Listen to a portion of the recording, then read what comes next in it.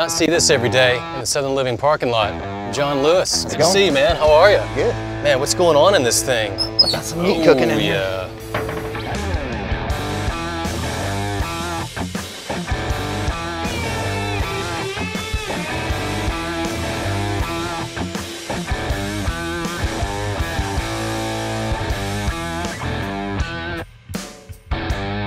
Welcome John Lewis from Lewis BBQ. Drove all the way from Charleston, South Carolina with your amazing handcrafted rig. We're gonna talk oxtails, we're gonna cook some beef ribs. But first, you handcrafted this rig. Why don't you tell me a little bit about that? Let's check it out. All right. This is made out of a decommissioned 500-gallon propane tank. So this is called an indirect cooker or an offset cooker. And so the heat's down here, meat's over here, exits out that end there.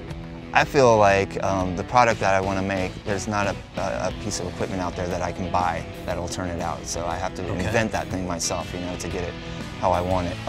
This one actually is the very first 500-gallon road pit I ever made. I made it in my gravel driveway on the side of my house in Austin, Texas. Really? Just you're out there welding it, putting the thing welding, together? Grinding, driving my neighbors crazy. I'm sure you fed them some delicious barbecue at the point oh, when yeah. it was all said and done.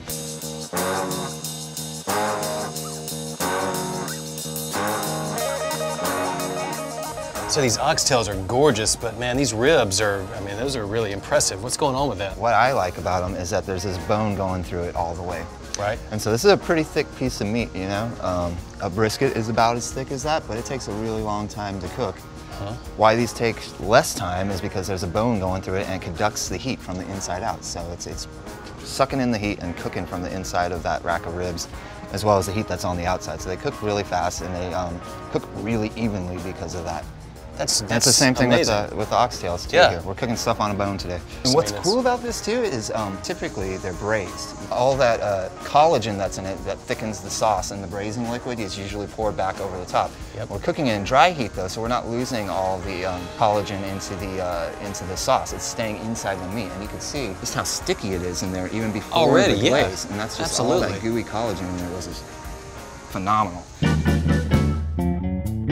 The only problem with it is you got to make really good friends with your local butcher, because there's only about 2 pieces that are big enough on each cow to be usable for this. And then the rest, you've got just the little cylinders. Pretty much just bone. Right. The whole bone thing is also a good indicator of when your meat's almost about done. See how the bone is not extended as far? Yep. And on this one over here, you can see the color difference too. It's moved all the way from right there to all the way back up here. It sure has. Also, I mean, this is a little bit more firm, and this is just like super gushy over here. And that's a significant distance there. Yeah, we're only lost about an inch on that bone almost already. And that's a good thing. That's a good thing, yeah. I love it. I don't know, what is your wood of choice, John? We use oak. We're in Charleston, South Carolina, and that's the hardwood that grows there, so that's what we're using. It's a nice, mild, kind of flavored wood. All right, so John, these oxtails, man, they're smelling great. They're probably ready to come off, huh? They are done, they're done. How long get these going for? About 5 to 6 hours. Now they've been dipped in the sauce, which was some tomato product, some sugar, you mentioned that? Yeah, a little bit of, or quite a bit of Hatch red chili in there. Okay. My family's from up in that area, so that ends up in our food all the time. Fantastic. And I love cooking with it. And the beans too, from Hatch, right? And the beans are from Hatch. These are very special beans. These are made by Harvey Morrow from Morrow Farms. He's the farmer. They're what is called fresh dried beans, never more than a year old. And what's nice about it is that the skins are extremely tender. They're not beans that have been sitting around for, 5 years or something before they get to you at the grocery store. And they cook much faster too because they're not so dried out, I was just going to say, the first thing that hits my brain is, my God, how tender it is. You know, they've obviously been cooked and treated right, but you can tell it's beyond that. Yeah, and they started out that way. You get like a real, true pinto bean flavor out of it too. A lot of that has to do with the area that they grow in. So we got this sauce here. This is based tomato base with more Hatch chilies? Nope, no tomato in it. It's just Hatch red chili. So these are red chili pods that are rehydrated, then pureed with a little garlic, a little salt, and that's it. So we're gonna smother these oxtails with this. Smother them. I feel these there's so much attention to detail from the slow cooking, then you dip them, cook some more, now you're just building layers and layers of flavor. So what's next? This is really coming together quite nicely. Well, we're gonna smother it. We're gonna go all the way. You gotta go all in. So we're putting a little bit of Munster cheese on here, a little bit of Jack cheese. Super creamy. I can see where that's really high gonna fat provide content. a nice melt. I'll give it a little hit with the torch real quick. Yeah. Oh yeah. That is The restaurant we would be using the salamander. Just running on the Sally, right? Of course. John, I'm seeing so many things coming together on this particular plate. I mean, obviously you've got your El Paso, Texas history with your current barbecue, past and future, and just a lot of things happening here. I mean, it's what motivates you for this? Where does this inspiration come from? I don't know. Well, I grew up in El Paso. Yeah. I was there until I was 18, so that's on the plate. Sure. And then when I was 18, I moved to Austin, Texas, where I discovered Central Texas barbecue. And I was there for nearly 18 years too, so this is like both the things I know.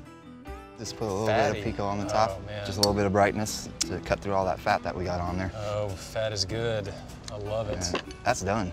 Fantastic, man. I'm gonna have to get in here and try it. Try it, man. You can see where that's just like coming right off. A little sauce. I'm a big fan of the everything bite.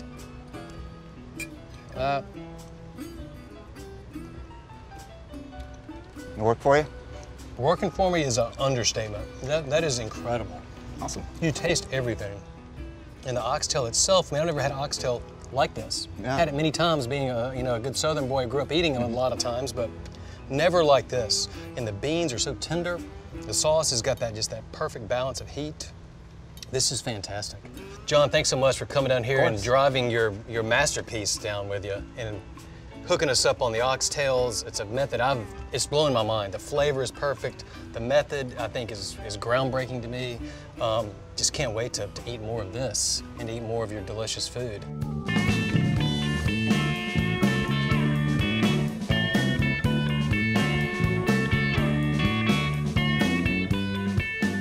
We have tradition here at BBQ&A where we have this board all of our Pitmasters sign. Awesome. It'd be an honor if you could give your best John Lewis. I would love to. Or Juan Luis, whatever you want to Let's do a Juan Luis. Yeah, I like that. Beautiful. John, thank you so much, Thanks, man. Look forward to digging into more of this. Yeah, it's gonna be great. I'm just gonna be over here eating beans.